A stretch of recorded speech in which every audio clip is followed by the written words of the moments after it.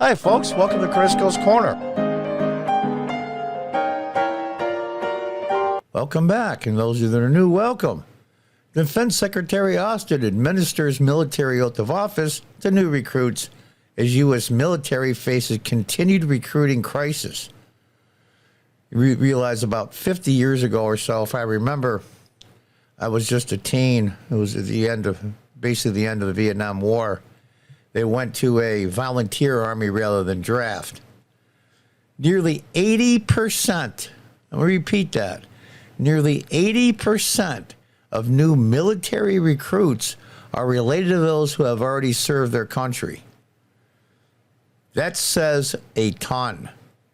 That means there's a very small percent of the American public that are volunteering to join the Army. Let's take a look as to why. I think we all know. To mark the 50th anniversary of the all-volunteer force, Defense Secretary Lloyd Austin, I don't think he's woke like the rest. He just goes along with it because he's a politician and not really a defense secretary. In the old days, it was called Secretary of War, but they changed the title to Secretary of Defense. Traveled to Fort Meade, Maryland by Black Hawk helicopter on Wednesday to administer the military oath of office to 85 brave young men and women. 67 of the new recruits shipped out to basic training just hours after the ceremony, leaving for bases all across the country, including Parris Island, South Carolina, and Fort Moore, Georgia. And there's Secretary Austin there, who I think incredibly sucks. But you can go back, you look on YouTube videos, just punch in Defense Secretary Austin and see some of the congressional hearings that he's done.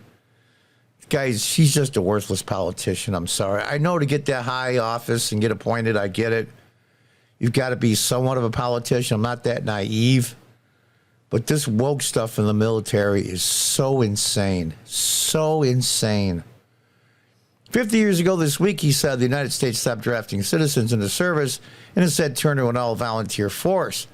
Austin told the recruits, "Ever since then, Americans like you have joined our military out of conviction, not out of compulsion." Well, and not because just kind-heartedness. The fact of the matter is, when there is live combat, the casualty rate is much lower with a volunteer army than a constricted one, i.e. the draft. I remember watching the draft as a kid on television. There was a lottery, 366 numbers, and they went by birthdays, and there was a friend of mine there as we're watching the lottery. The lottery, of course, you win, you lose. You couldn't figure out why with only 365 days, and what you got to remember is the leap year kids, they can't go without screwing them. And we used to watch the lottery. It used to be live on TV. Showing my age now, but hey, that's the way it goes. Secretary Austin shook each recruit's hand, sharing words with each of them. That was a nice touch. I'll give him that, I guess. Secretary Austin's visit comes as the U.S. military continues to face a recruiting crisis, resulting from the robust job market, the end of wars overseas, and high rates of PTSD. Recruiters do not have access to college campuses or high schools during the period of the COVID-19 pandemic in 2020-2021. Losing crucial face time with potential recruits. Yeah, I'll tell you the reason why. 85% of kids, they're seniors in high school that are now in college and just graduated college, believe that America sucks. They don't even love their own country anymore. How are you supposed to get recruits into the military when they've been told from a young age, probably middle school or before that, that your country sucks and it's evil? It's amazing to me. It was a pathway for many minorities, by the way, for years to get the old GI Bill. My dad, who was signed up for the Navy, I believe it was 1955, the year before I was born, because it was the end of the GI Bill, and he got to go to college for free and was paid money while he went so he could help support his family later on. That's a pathway for a lot of minorities to go to college with all that huge debt from college debt. It's amazing to me, but every single person, no matter what race they are, have been told since they were 10, 11 years old that your country is evil, it's racist, and it sucks. Then they go, gee, I wonder why we're having recruiting problems. Then they turn around and do the woke stuff in the military to reinforce it. College also become a more popular option. I remember in Vietnam days during the draft, if you went to college, you were exempt, which really PO'd a lot of the, we'll call them rural people. They didn't want to go to college. They'd rather do a trade or work on their farms or family businesses. They got drafted, and the people that went to college didn't. With 62% of high school seniors pushed to go directly to college, so they can run up $50,000, $100,000 in debt, and then turn around and ask the rest of us to pay for it. Another reason for the low recruitment numbers is the perception among some that the military has gone woke, and it has. The nation is also facing a health crisis among young people, with 77% of America's youth not eligible to serve. Let me repeat that. Crisis among young people, 77% of America's youth not eligible to serve. When the rest of the world, especially our geopolitical enemies, i.e. China, North Korea, many other spots in the world, they see this. And do you think that makes it look like America is strong? When you look weak to your enemies, that's when they strike, either economically or otherwise. A recent Wall Street Journal article outlined another alarming trend. The children of military families, who make up 80% of the U.S. Army recruits, are telling their children not to serve, especially those from the South. Yeah, I've been down the South quite a bit. I live in upstate New York. I'm seriously considering moving to Central Tennessee. Patriotism is very high below the Mason-Dixon line, and even farther south. Tennessee, North Carolina, South Carolina, Georgia, Mississippi, Alabama, Florida, Texas, Arkansas, Missouri, you name it. Patriotism is much higher there than the rest of the country. And now, those recruits that came from the South, they're not wanting to go in the service anymore. The Army, Air Force, and Navy are on track to miss recruiting goals this year. The U.S. military has typically met annual recruitment goals since 1973. I'll be 67 this November. 73 is the year before I got out of high school. That's how long they met their annual recruitment goals.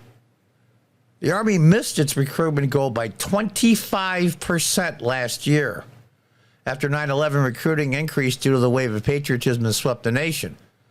This year, the Army is expected to end up with 15,000 recruits short of its 65,000 goal.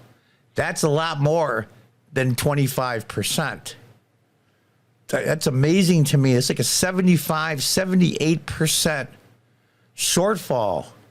Meanwhile, U.S. military chiefs say the retention has never been higher, but continue to express concern that if recruiting numbers don't improve, the U.S. will not be able to face the next great power threat or deal with two conflicts at the same time, Russia and China, our geopolitical enemies. Getting young men and women to the ones Secretary Austin met on Wednesday is crucial to protecting U.S. interest. We rely on you, our democracy relies on you. Actually, they keep saying democracy, we're a republic. I wish they would stop that. We rely on you, our democracy relies on you, and your country relies on you. Well, you're preaching to the choir. They've already signed up.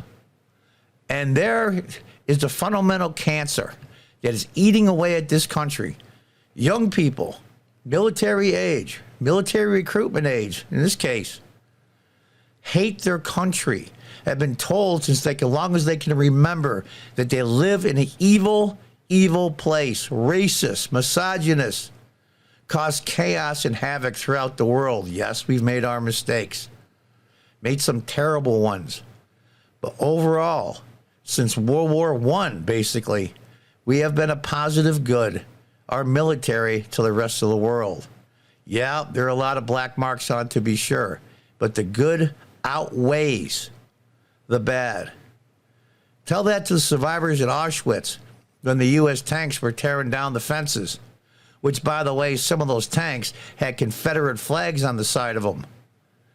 Now, look that up.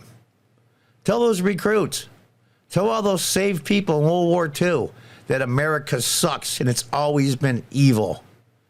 It's amazing to me. The hearts and minds we changed in Vietnam just to turn around and desert them.